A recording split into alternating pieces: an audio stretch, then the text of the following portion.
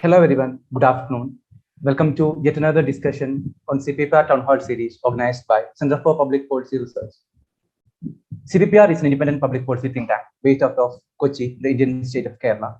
Our engagement in public policy that began in 2004 has initiated open dialogue, policy changes, and institutional transformation in the areas of international relations and security, livelihood, education, urban reform, health, governance, and law. To know more about what we do, please visit our website www.cppr.in and our social media accounts on Facebook, LinkedIn, Twitter, Instagram, and YouTube.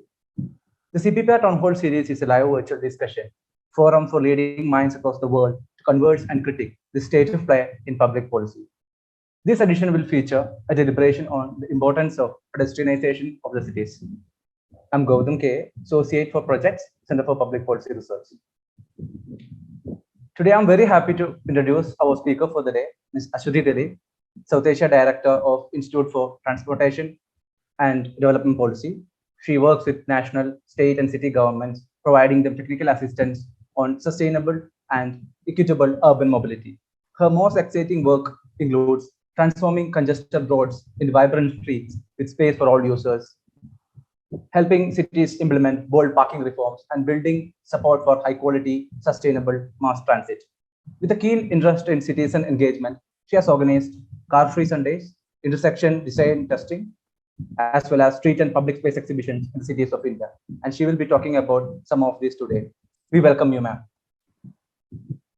So, coming to today's topic, why should we design our cities? Considering the burgeoning infrastructure demand, the alarming pace at which the vehicle population is increasing, designing the cities to holistically accommodate the rising demands is the need of the hour. On the other hand, it's high time that we design our streets to make them more pedestrian friendly, considering the precious life that are being lost on the streets every day.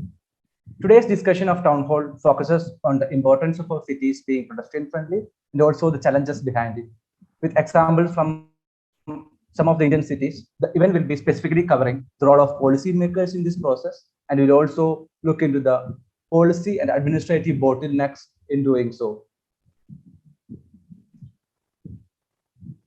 For the interest of the participants, you can type in your questions to our speaker in the chat box provided.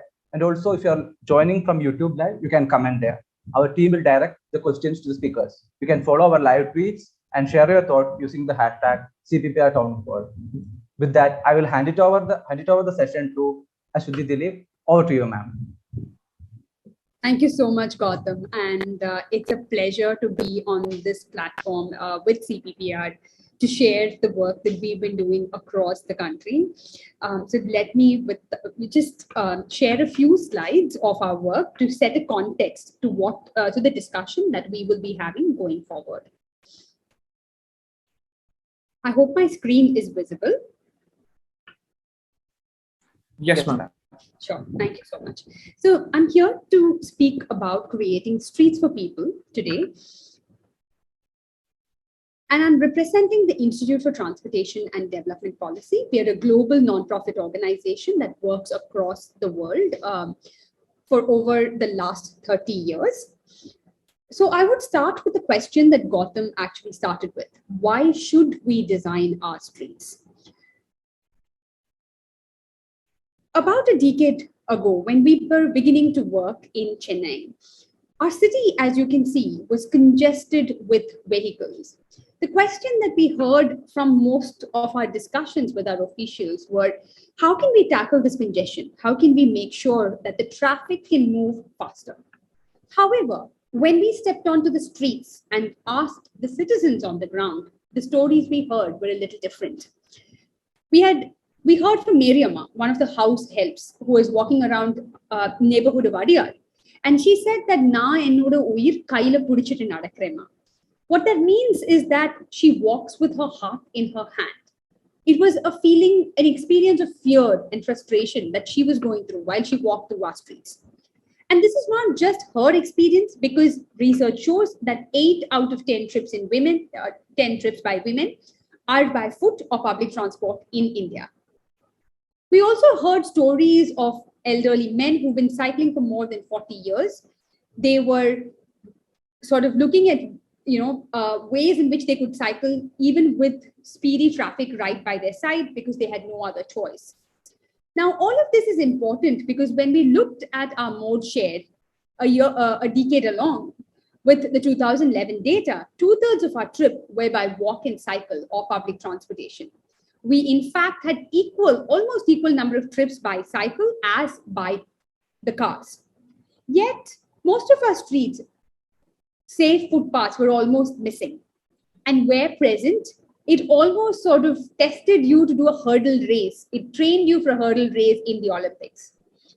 All of this resulted in many issues, one of which was the result in losing precious lives every day.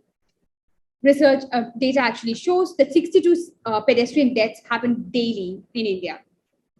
And young children are very, very vulnerable to the air and noise pollution that this increasing traffic actually results in. Young children take up as much as 2 to 3 times breath than an adult, and this results in stunting their physical growth as well as their cognitive development. It also results in inactive lifestyles, which result in diseases such as diabetes and heart diseases growing as well. All of this is a result of the way we design our streets and our mobility, both of which tend to push our vulnerable users to the fringes. So overall, when we look at sustainable urban mobility, we focus on 3 main pillars. One is to improve our public transportation, especially focusing on larger journeys. So we'd like our cities to be developed with buses near everyone to go everywhere and on time. We'd really like to focus and look at our streets as healthy streets, which help each one of us live healthy lives. And last but not the least, as equally important as it is to give great infrastructure, it is also important for us to embrace measures like pricing and parking in order to make sure that our streets are congestion free and pollution free as well. So today I'm going to focus a lot on designing healthy streets so that we can create happy cities for everyone. I'd just like to start with Nelson Mandela's quote, which says that it always seems impossible until it's done. And I'm sure each one of you can relate to it, especially from wherever that you are coming. So this is a commercial street in Chennai. It is the heart of the city in T Nagar. And you can see the amount of, the sea of parking, the kind of traffic that is here. And when we were looking at imagining the street differently as a healthy street where our citizens can walk as well as stay and enjoy the space and not have the poor experience that they're having right now, it seemed impossible. Many decision makers, many stakeholders, like the shopkeepers, were not interested in this particular project. But then it transformed. Today, what you see is what you see here. You can see that our citizens are able to walk comfortably, whether they are young children, women, men. They all feel safe in this place. There's a lot of people staying. We can see a lot of families staying, etc. And if you just look at the amount of space that has been reclaimed, more than half of the street has been reclaimed for public spaces. And this is not just in Kerala. I mean, not just in Chennai. It's happening across our country. And this here, you can see is the SM Street in Calicut. And I'm sure the story of this street would have been very similar to the story that we embraced in Chennai. So what I'm going to now very quickly focus on is the process that we embraced. So first we started with inspiring champions and building partnerships. Often we sometimes even hear from decision makers that I was not focusing on such a project because I didn't know that this was the way that we were meant to do in order to improve mobility in our cities. So it's very important for us to generate awareness and inspire our champions. And for us, our program started with getting our commissioner to walk on the streets of Chennai in partnership with other institutions like the Chennai City Connect. So here you can see multiple officers, they're walking on the street of Chennai. You can see that the heat is really sort of showing on their faces. None of them are smiling. They're all sort of, facing that particular heat. Now here you can see the commissioner trying to sort of climb onto the footpath. Footpaths are not meant to be difficult for us to climb on. It's meant for all of us to very easily climb onto it. And it was after this walk that the commissioner was committed to transforming the streets in our city. As soon as you have, our stakeholders, decision makers inspired, it's very, very important for us to turn the inspiration into demonstration. So we immediately looked at opportunities to convert this inspiration into action. And we first started with collaborating with the urban designers in the city to create meaningful pilots. So if you can see the picture on your left-hand side, there is a footpath there, but you can still see that people are actually walking on the road. The reason is a very simple thing, that the electricity box isn't perpendicular to the line of movement. And what we then worked with the designers was to just move it parallelly and increase the width of the footpath so that even a handicapped person, a person with disability, can move effortlessly. So here are some pictures, and I'm just going to very quickly show you how it sometimes design is also very, very common sense approach. So here, like I said, there's a lot of obstruction. People are not able to walk easily. And with a very simple design solution, that the footpath will continue at one level, the vehicles will rise up and move to the property through ramps. Just that small change was really, we were able to see a lot of change in design. And here is the street in Harrington Road. It is a street with about 5 schools, and you can see the quality of the space. And you can just see the kind of happiness that is evolving on the street just by providing some safe space. Our citizens will take over and use the space if you give them the space to innovate. This is again children on the other side of the street, and you can see the kind of happiness. They're no longer frowning. What you see is happiness on their face. This is a smaller street. Here is an example. The reason I wanted to show you this is just to say that all streets don't require the same solutions. This is a much smaller street. So what we've done is provided safe infrastructure only on one side where there is the school, and the other side has been provided space for on-street parking. As we create projects, it's very, very important for us to engage. We need to engage with our citizens and create champions of change. So since it's very, very difficult for anyone to sort of imagine the change that it can create, sometimes what we do is just create quick measures. So here we started with car-free Sundays to help citizens reimagine the change. What if the street was not filled with cars and honking? How can citizens actually reuse? The exercise, the experiment was a great success. And this is what really gave the confidence to the city to go ahead and implement the project. So here I'm also showing you an example in Kohima where sometimes quick trials to test and build consensus is also very useful. Sometimes the stakeholders, for example, the shopkeepers might have their own concerns. So if you can just do quick tests and then show them how the space can change and how their stakeholders, like, so for example, a shopkeeper is interested in shoppers and how shoppers would be attracted to such a space would be a great way to go ahead. So here you can see how the parked vehicles were moved out, and now the space became a space where there was a piano, where there were, like sort of singing and other sort of activities that was happening along with vending as well. The entire space has now transformed.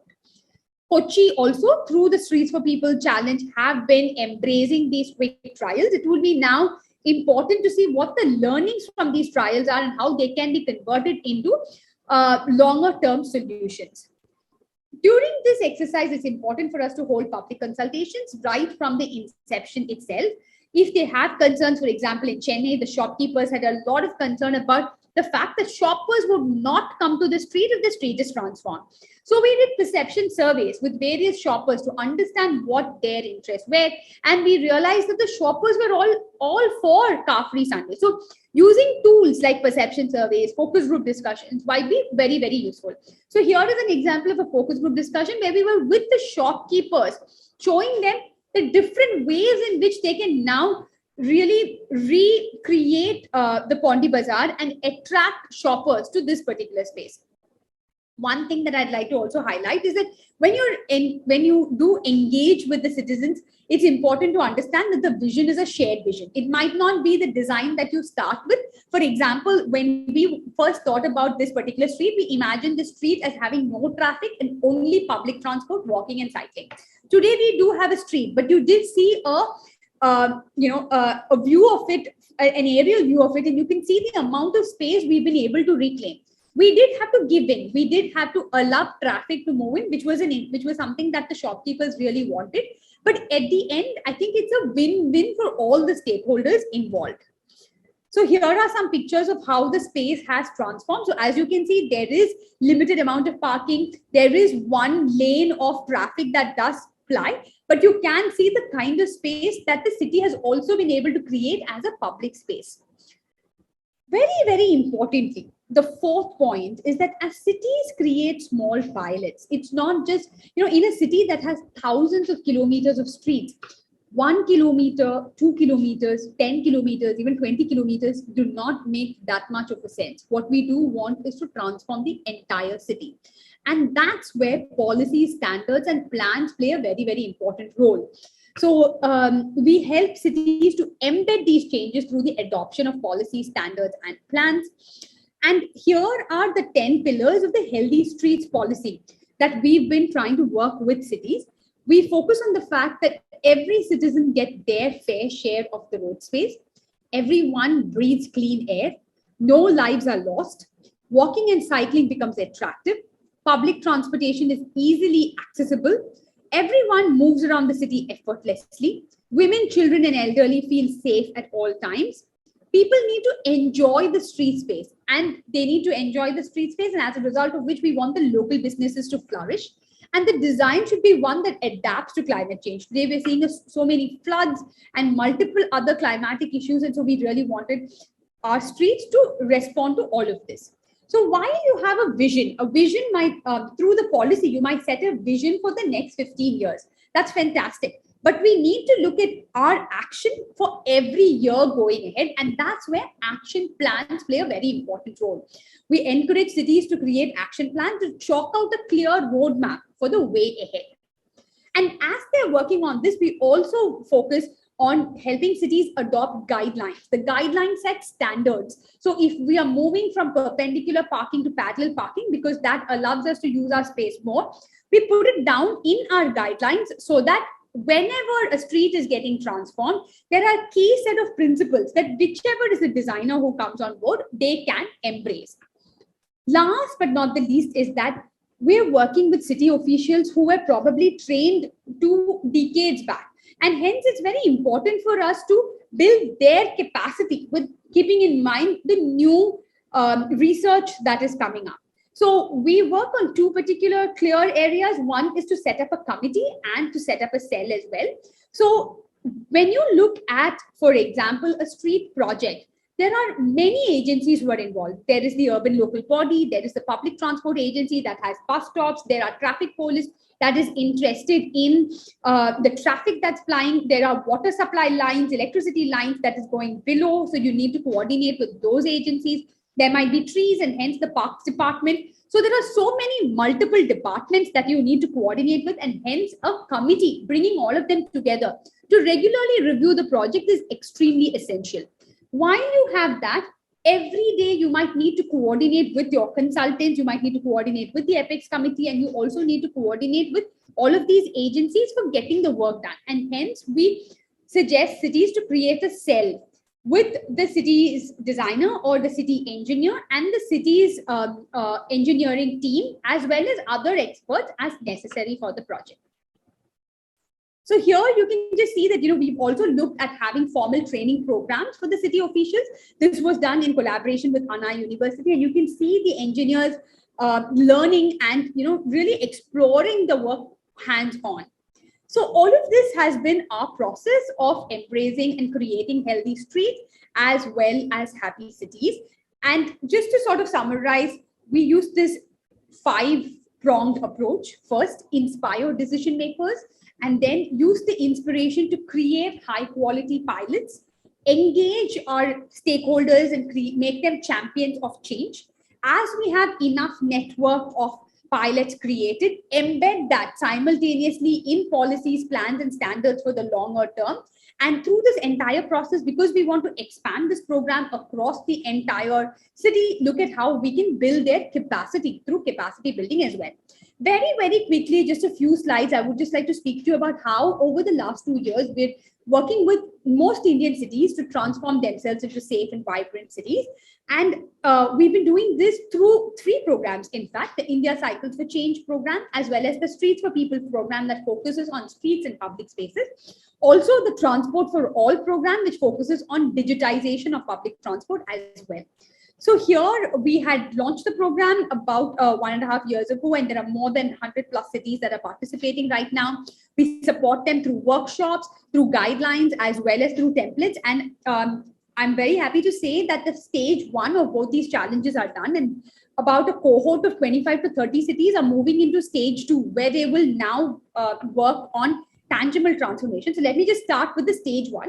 So in the stage 1, we worked with the cities to embrace a test, learn, and scale approach. So we told them, just start with quick temporary tests, learn from your tests, and then create a scale-up proposal. And through the process, build support for walking and cycling. Because sometimes you create infrastructure, but what you hear back is that nobody is using it. So you really need to work with both the citizens and the officials at this point. All of this is done with the citizens, by the citizens, and for the citizens. We start with focus group discussions, perception surveys, then we go to the site to audit what their issues are. If you're creating cycle tracks, we actually encourage people to go on cycles, and we call the survey a handlebar survey. And then we've been helping cities float design competition to really attract designers to create design solutions. So now in the next stage, so like I said, about 30 cities are moving to the stage 2, where they're looking at ways to implement the scale-up proposal through tangible transformation on the ground, adopting the healthy streets policy, as well as allocating budget and establishing the supporting institutional framework that I had spoken to you about. Also, we are now looking at the season 2 of these 2 challenges, and it's going to be opened out to 240 cities. So, if CPPR is interested in some cities in Kerala or elsewhere in the country, we would, we really look forward to seeing how we can take them ahead as well. So that's, in a nutshell, our vision to sort of create streets for people and create happy cities. And I'd just like to take an opportunity to thank our partners, because any work that you do, especially in the urban realm, there are innumerable number of partners who come together to get this work. So while I'm here presenting, this is actually a work done by many, many partners over many, many years. So thanks once again, and I'll stop sharing and over to you, Gautam. Thank you, ma'am. Thank you, ma'am, for the insightful presentation. So, taking forward the discussion, I would like to ask something. When you said about the transformation that happened for the streets, let's say Pondi Bazaar, T Nagar, or in the other cities. So, you mentioned that the number of stakeholders engaged. Stakeholders should be engaged for this transformation is very high. From shopkeepers to from politicians, bureaucrats, and maybe a municipal department. Like many departments comes into play, right? So, how difficult it is to engage all these stakeholders together, and what was your experience? If you could share a few of experience where all these stakeholders are culminated and brought together. Yeah, so let me be honest, Gautam. Working with stakeholders is not easy. Even in our own home, when each of our family members, our interests are very, very different, and it's not an easy experience. And like you said, there are a whole host of stakeholders. So when we first started, first to just decision makers, the decision makers themselves were not very sure about whether this particular project would be feasible, especially because of the traffic that was going there. And that's when we said, can we do trials to see if we shut traffic in this road, are all the other streets actually going to get congested? Is that what's going to happen? Let's test it out. So that's the way we got them to see that test and understand that, okay, if our concern is traffic, that is not going to get congested across. And even there, it's not just one is the urban local body, the other is a traffic police. And the traffic police is more concerned about traffic congestion happening more than the urban local body itself. Secondly, when we did the first test, all the shopkeepers pulled down their shutters. They said, we don't want this project. We will close shops over here, because this project in any case is going to make us lose our shoppers. In that case, let's just close it right now. So it was not a great, because, media was actually, we had media articles that said, corporation interested in doing the project, but shopkeepers are against it. So the thing is that we need to be empathetic, Gautam. Everybody is coming from where from their experience. They probably don't even know what will happen. So it's important for us to not go from a position of I know it all, but more from the empathy. So that's where we then use the other tool to, because we understood that what is their concern is not necessarily with the project. Their concern was that shoppers will not come. So we did a perception survey of the shoppers to understand what is their interest.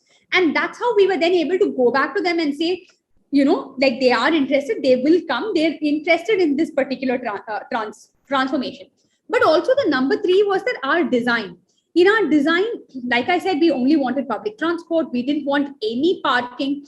And then the shop owner said that, see, we need at least some people, they should have the ability to get down, like park their car and just get down. Maybe the car goes somewhere else, but they need at least a short-term parking should be there. So especially when we work in these urban projects, we cannot be very, very fixated with the solution. There is some level of flexibility that we should be open to. And hence, we had to give into a limited amount of parking and allow traffic as well. So there were multiple stakeholders. And honestly, Gautam, it also took us quite a few years. It almost took us about 5 years to get this done. Along with this, there are also stakeholders like the development banks. So there was World Bank that had come in order to fund the project. It was actually getting a little delayed. It so happened that the Smart Cities initiative came in, and then the city decided to make this a Smart City initiative and get funding for the project as well. So one takeaway from this question is that patience and perseverance is very, very important for any urban transformation project.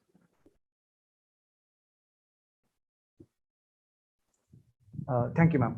And your last slide said about with the citizens, to the citizens, and for the citizens, right? So, building awareness among citizens. So how practical is, making the citizens to follow, a new set of rules, right? I mean, when we transform a street as such or a city as such, it's kind of citizen has to follow a new set of rules as.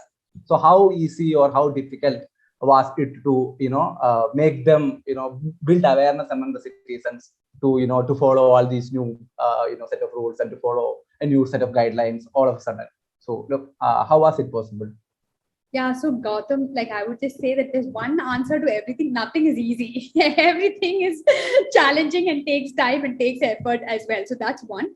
Secondly, the thing is, Gautam, so when we were actually doing the pedestrianization project, prior to the launch of the project, the sidewalks were filled with two-wheeler parking. Everyone was parking on our wide plazas, and we were sure that the pushback that we would get is that, you said you would create plazas for people to walk, and now this entire space is being used for parking.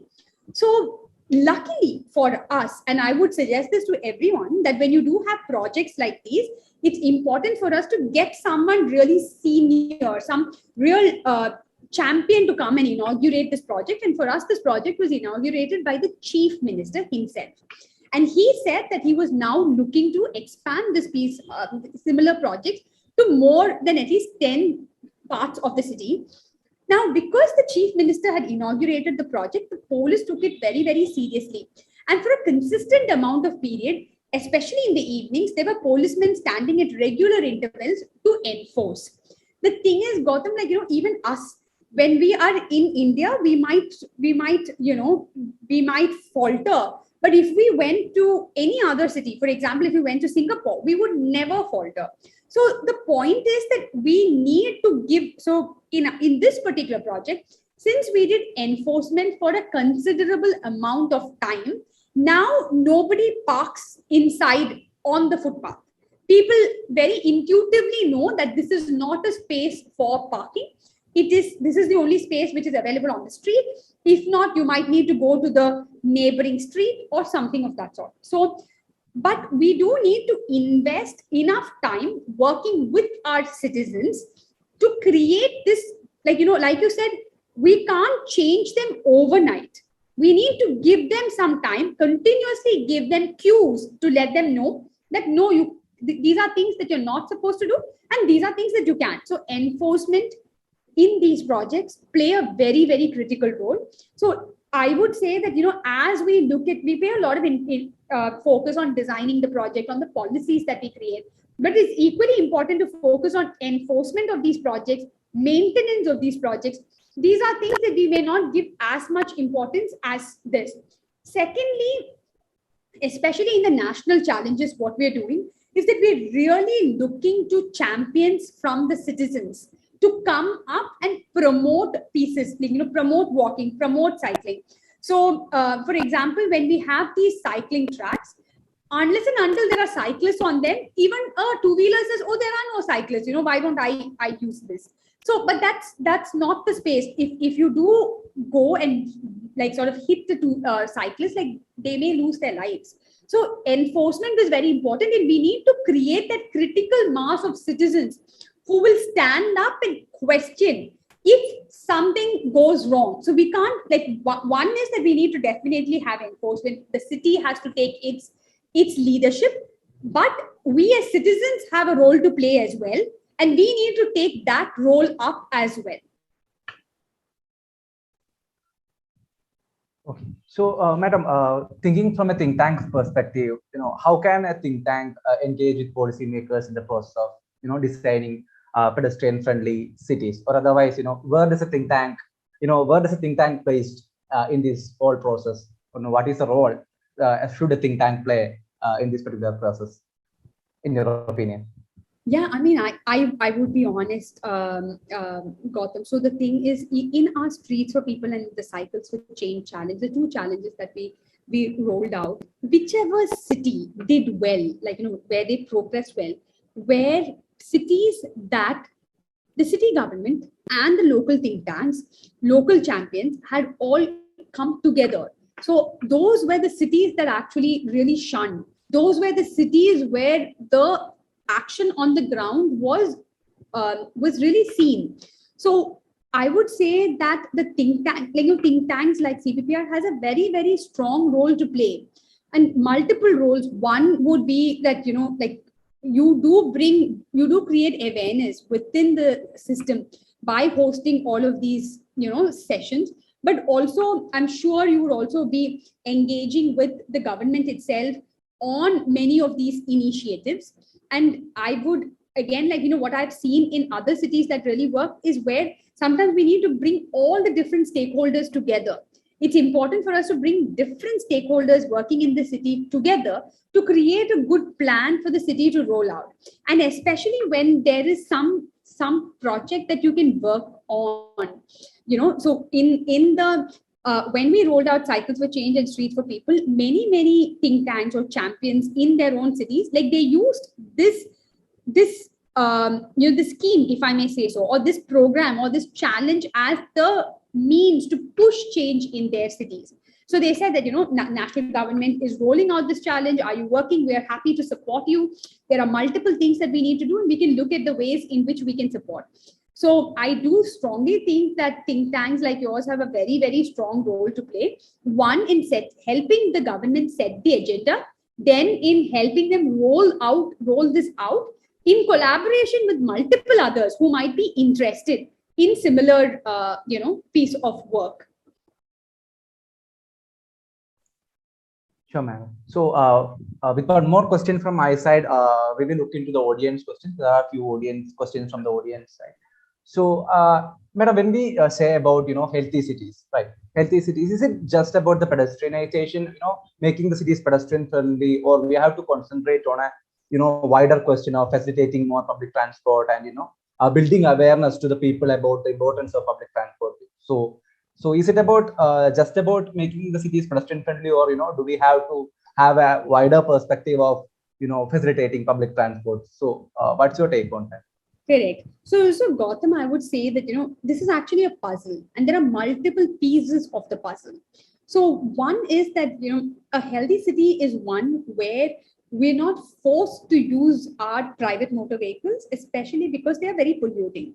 And there might be certain, like, there might be a pressing case for you to use one, but generally the city should give you the opportunity to use other modes. So for longer distance trips, we should have public transportation as I would particularly focus on bus-based public transportation, but depending on the size of the city, if it's much larger city like the metropolises, a metro is also important. So looking at these sort of, public transport modes, making sure that they become safe, comfortable, and convenient, they're available for us, and that we know when we can use them. So having high quality public transport would be the first pillar, I would say. Now, once you have high quality public transport, how do you reach the high quality public transport? In order to reach the public transport, most often people are walking. So we need to have safe modes of accessing the public transport, which is one for longer trips. Two is for short trips. For short, most of the times when you use a personal motor vehicle for short trip is when it becomes extremely polluting. So in the shop, in your neighborhood, can you make sure, can you go and buy your groceries by walking or by cycling rather than using a two-wheeler? So how can our children play on our streets? Like, if there is a third standard child, can he or she comfortably go to the grocery store and buy? If we have elderly people, like let's say you have an 80-year-old grandmother in your house, can she step out and be a bit independent and not be sort of walled inside the house? So that's how we want to build our cities, and make sure that the second piece is that people can access public transport as well as access short trips by walking and cycling. The third piece is to say that, as you create this, we also need to embrace ways in which we might need to nudge people to not use their private motor vehicles every other day. So that's where you need to look at measures such as parking prices. Cities like Singapore have congestion pricing. So what are the different ways in which we can also curtail the private transport usage is the third piece. And as we bring them all together, we need to look at how our cities will be compact so that we are living near, like, you have the opportunity to live near a bus stop or near the metro and then use it. If our cities become very, very, if they sprawl a lot, then it's not possible for us to, sort of expand the public transport as we would like. So all of these come together to create good quality, sustainable mobility. And while we do this, we need to make sure it's inclusive, so that whether it's children, women, elderly, persons with disabilities, all of these are accessible to all of them equally. Secondly, we also need to make sure that, like I said, we communicate with our citizens so that they really know what is actually available to them, how are they supporting in this cause. All of that needs to be made clear to them. So we need to, as we create this itself, it's not just about informing them, it's about engaging with them. So engage with them as you create, engage with them after you create to understand, what is working for them, what is not working for them, use their feedback to refine these pieces of work. So these would be the different ways. I would say this is the full puzzle. And in this, like, the new entrant right now is also the electric mobility. But think about where would we need to electrify. So we would say public transport, shared mobility. So the auto rickshaws, the shared vans, all of those have a scope of actually becoming electric, so that, on the whole, we're also able to curb air pollution. So everything has its place. I wouldn't say that any one thing would take over the other, but all of these pieces of the puzzle need to come together to create a healthy and a happy city. Thank you, ma'am. So by that, we will get into the audience questions. There are a few. The first question is, like, are there any international standards or guidelines that need to be followed in these projects? Or are the streets and pedestrianization projects designed specifically for Indian cities on a case-by-case basis? Yeah. So the thing is, we get inspired by international standards, but we do need to contextualize for the Indian scenario. India also has the Indian Roads Congress. So what we did was that, based on our experience of working in Chennai and based on our experience of working with IRC as well, we put together a series of guidelines. So we created guidelines for Chennai, which is quite contextual for the city itself, based on its learning. So we also engaged with their officials, etc., to understand what might work and what might not.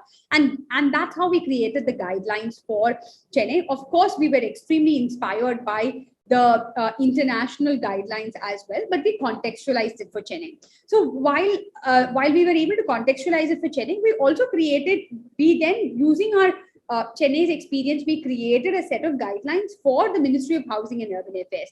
And that's the reason why we tell, we sort of really push for the test, learn, and scale. So even when you have a street section that, for example, let's say there's a 24-meter road, you have a street section, it would be the best thing to do while you are coming up with design would be to test it out very, very quickly, very, very simply. Just put some cones, see whether it's working well, learn from it, and then refine the design and convert it into a permanent one. So a little bit of contextualization, depending on which street you're looking at, would be useful. But I don't think you need to rediscover the Thank you, madam. So the next question is basically on the maintenance and construction part. So who will be which body will be doing the maintenance? And in Kerala, it's PWD who does the roads and the pavements basically. So how will you train the PWD or any sort of government bodies, or otherwise the police, the traffic police, to to follow the new set of guidelines? How will we be training? Like how will we take that part? Yeah. It's a very good question, Gautam, because we always focus on infrastructure. We focus on creating infrastructure, but maintenance falls by the wayside. And very, very soon things start falling apart. So right now, what we have found out, what actually works, is that when we have a contractor, because the implementation, although it's PWD or like in Chennai's case, the Greater Chennai Corporation that is responsible for implementation, they don't implement by themselves. They hire a contractor to implement it. Now, when you hire a contractor, you create what we call the terms of reference for them. So you might create a terms of reference for them to work on this project. In that project, what we include is not just the implementation of the project, but also maintenance of the project for about 5 years. So if the contractor knows that I need to maintain this for 5 years, they will make sure that they put good quality material in the first place. If they are not responsible for maintenance, and if someone else is responsible for maintenance, chances are that they may not be as critical in making sure that the quality is in place in the first place. So one of the ways that we have made sure that there's maintenance is through including maintenance for a period of 5 years inside the contractor's scope itself. And we feel that that particular period of time, like by working for 5 years with the contractor, the capacity of the department can also be improved. And after a period of 5 years, there might be some kind of, some sort of major maintenance that's also required, depending on the quality of the streets that were created in the first place. Thank you, ma'am. So another question is, which street and which area gets more traction to start a project? Otherwise, how do you select a street? Which will it be a residential area or a commercial street or a market or a metro corridor? How do you select an area to start the project? So, and how do you do the pilot? Interesting question. So the thing is, this is where, multiple stakeholders come into play, and you need to understand what is it that you what does the city actually want out of this project. So in Pune, for example, when the city was creating its first street, it chose a street that provides them the opportunity to showcase a lot of elements. So they chose a street which was alongside a park, where they had enough space to have a lot of seating, have a lot of greenery, and multiple things like that. So that's how, for example, they had gone about choosing. The thing is, if you want to scale up, maybe the first street that you choose is to understand, a street which has the potential for you to show some major transformation. So for example, if you have the ability to say, I have, as a part of this design intervention, we have reduced accidents on this street by 50%, or we have been able to increase the public space on the street by 75%. Today, young children and women are spending more time on the street than they did before. So we need to look at what kind of impacts can you achieve by that particular project. Then we also need to understand who is the project really catering to. So for example, the T Nagar project that we looked at, it was not a very high-end market street. It's a market street for the middle income group. So the thing is, we need to look at a project that will impact the most number of people. Sometimes it might be very easy to do a project somewhere outside the city where there's nobody living, but then the project actually doesn't benefit. So when we looked at identifying the first network, one thing we looked at was that, is the street a bus plying street? The reason why we chose whether it was bus or a metro is because other than people who walk on the street, people who access bus or metro will also use that street. So that was one indicator for us to decide whether that street is a good street to choose right now or not. Secondly, we looked at if that street is in a very dense part of Chennai, so that the number of people who benefit from that infrastructure. If we looked at 5 to 10, if we looked at people within 500 meters and looked at whether people within 5 to 10 minutes of walking distance can access the street. So we looked at if that street was in a very dense neighborhood. Third, if it was also near schools, parks, those were things that we looked at. If it was closely located, close to a economically weaker section settlement. So for example, on Pondi Bazaar Street, at the very end is a slum. So one of the days when we were on the street, we noticed that there was a child who was sitting under a light, under the tree, and doing his homework. So the way in which, when you look at when you look at transformation, you really need to think of the kind of impacts that that project would have and who will benefit. And we want to make sure that the most number of vulnerable users benefit. And if there is scope for scaling this up and really getting political will, because what you want to do is the first is the most difficult. If you can do the first and if you can then scale it to 10, 100, there should be scope for that. Oh, thank you, ma'am. So another common sight of Indian streets are the street vendors. Basically, they are illegal structures that are raised on the streets. So how do we accommodate them while redesigning our streets? Could you please repeat that, Gautam? I'm so sorry, I couldn't hear you. So am I audible now? Yeah, you are. So one of the common sights of Indian streets are street vendors, mostly illegal structures that we see commonly on our streets. Right? So how do we accommodate such street vendors while redesigning our streets or redesigning our cities? Yeah, so street vendors, at least according to us, we believe that they're very, very important. They lend eyes to the street. So for example, if I'm walking on the street at night and if I see that there's a lady sitting there and selling her flowers, I feel a lot more comfortable using that particular space. At the same time, it can also create fear. So there could also be a scenario where there are street vendors which are attracting a lot of men. There are very few women there. And when you walk on the street, you actually have a sense of fear as against a sense of security. Whatever the case be, street vendors, it is their livelihood. And hence it's important for us to look at ways in which we can incorporate them into the design. When I started my presentation, I said that everyone gets a fair share of their space. So even a street vendor, like sometimes what happens is that vendors tend to really encroach. They take over the entire footpath that it no longer is possible for them to walk on that street. So what we need to do is, like we are working with all stakeholders, we also need to work with them as a stakeholder and build their awareness about the fact that this is what we are creating for you, but you need to respect others as well. In the case of Chennai, what happened was that there was a court case prior to the project and all the vendors were actually moved away from the street into a building. Unfortunately, especially when you move them into a building, people buy from street vendors because they're on your way. You just stop, you buy, it's very convenient, you stop, you buy.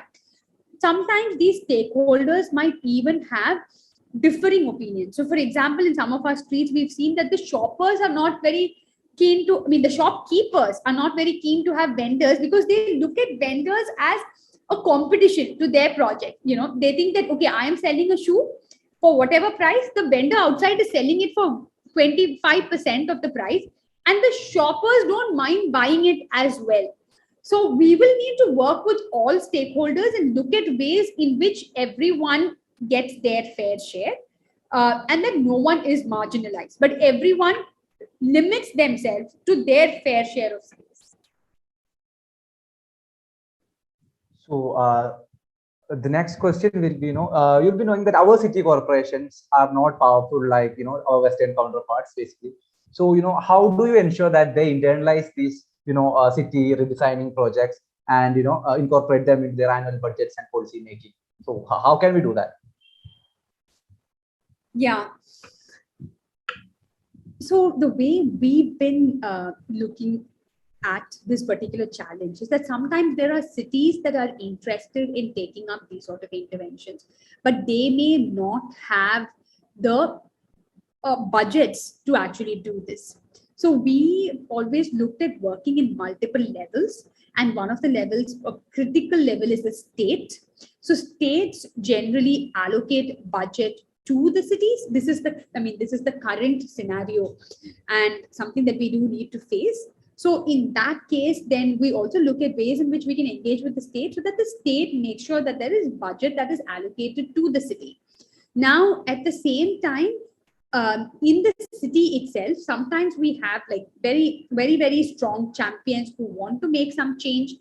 And then that's when we really embrace policies and guidelines, etc., to make sure that even after the tenure of this champion, the work continues. And honestly speaking, it's a sinusoidal curve. There would be ups and downs, but we need to continuously strive to make sure that these projects continue. And this is where a citizen group, an active citizen group, plays a very important role. So if most often what the decision makers fear is that there aren't enough number of citizens who want these projects. There is, when we change the status quo. So as Janat Siddiqui from New York, the New York Transport Commissioner had mentioned, that when we change the status quo, there is a pushback. It pushes back harder. So there will be a small set of people who will push back and say, why are you pedestrianizing? Remove this pedestrian. Why do you need public transportation? Don't keep the bus stop in front of my big shop. Or, why do you have parking management? We are not going to pay any more money. And that's a bit of a concern. Now, all of these, there will definitely be the sort of pushbacks that come, and for that, having that active community also plays a role. So in a city, I would say that as much as it is the city government's role, and how they become progressive, how they're able to maybe attract funds. So here again, sometimes there are so many different funding sources which are available to our cities, even from the national government, that sometimes remains unknown. So, for example, when we were working in a city, they did not have funding for a street project, but then they later realized that they have funding under the National Clean Air Fund. So, it's important for us to look at the benefits that these projects provide holistically and see what are the different funds that we can actually tap into for the implementation of these projects. So, cities government has a very, very active role to play in that sense, but also the citizen groups in the city play a very should have an active role in order to ensure that the vision and the goal of the city is always in the right track and it continues to move in that particular direction. Thank you, ma'am. With one last question, I will be wrapping up the session for the day. So the question is, we have a poor understanding of stormwater drainage in India. So what are the learnings? What are your learnings on that? Yeah. So what I would say is that, especially in Chennai, for example, there was a large, or in any city, we always look at stormwater drains as the best way to quickly take all the stormwater and then release it to the sea, especially in cities like ours where we do have drought in the summer season. That definitely is not the best way to do it. We do need to look at how the water is diverted into large parks, playgrounds, etc., where the water can actually seep into the soil so that our water level actually increases. And even where we are looking at our public spaces, not completely sort of, concretizing them such that there is more and more space and opportunity for water to percolate. We also make sure that we add a lot of rainwater recharge pits in the design so that there is a lot of opportunity for the street to be able to allow the water to percolate. And we have, in fact, had an experience where a street which was once redesigned in the past had very severe flooding. And after the redesign of the street, when the rains did come, the water percolated very, very well. Now, when I say this, another issue that I'd like to say is that our cities have been built across decades, and often they've also been built on lakes. So if an entire neighborhood was built on lake, the lay of the land is such that the water would come there. And when you have such amount of water coming into this particular space, then it is going to take time for the water to percolate. So what we do need to see is that is the water percolating in the time span that it's meant to take, or is it standing stagnant? So and many of our cities also have canals, they have rivers. Unfortunately, most of them are encroached upon or no longer serve as a space for gathering all of this stormwater.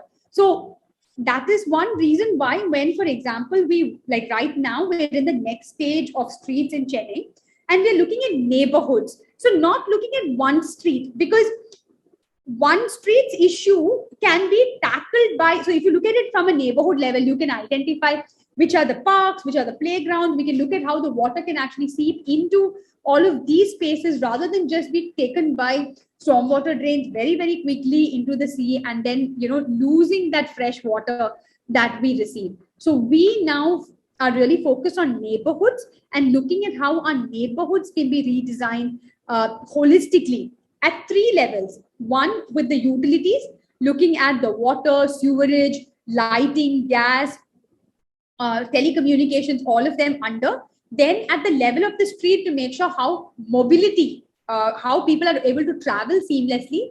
And finally, livability, how people can stay in the space. Is the space now safe enough and attractive enough for women, children, elderly, persons with disabilities to be in that space and have a sense of happiness and pride and not fear and frustration?